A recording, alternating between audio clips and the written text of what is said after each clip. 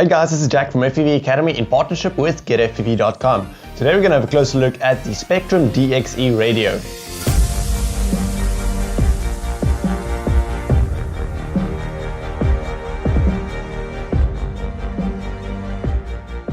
Now, a lot of times newcomers to the hobby is very budget conscious, and because of that they want to get the cheapest hardware possible. So Spektrum has a radio that at the time of making this video retails for $60. There are a few other cheaper radios such as the FlySky i6, which is still a pretty good radio, but it's not the same quality as the specific Spektrum one. So this one is the smallest or the lowest entry-level radio from Spektrum, and it is a pretty good radio for the price. So let's go a little bit more into detail on some of the features of this radio. Now firstly, you will see that this radio is made 100% out of plastic. On the back here, this little grip is rubber, but the rest of the radio is plastic, which is totally fine. I mean, you don't need a hard shell or a carbon fiber shell like the DX20 has or those things. This is still perfectly fine. Now, another big thing you may notice is that it does not have a screen. There are other radios which is a little bit more expensive that has a screen which is easily then programmable on the radio. So one pretty big headache then with this radio is that you do have to program it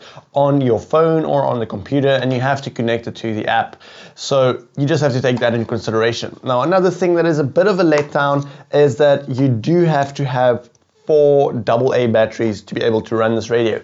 Unless you have rechargeable ones, you're quickly going to run out of batteries and your battery bill is going to go up quite high unless you have the rechargeable batteries. So then let's go over the switches and the gimbals. So these gimbals, you're not going to have premium DX9 gimbals in here, but they are still really nice. Honestly, as a beginner, you're not going to really want anything more than this. This is perfect. And then it has the trims, so you can trim your quad or your plane, whatever you're flying. It has a bunch of these. This is a triple switch. This is a double switch. Another triple switch on the back here, and an arm and disarm button over there. Binding button on the back, and a wireless trainer bind button over there. So that's all the buttons that you have. So all in all, it has most of the features and buttons that you need for a beginner radio.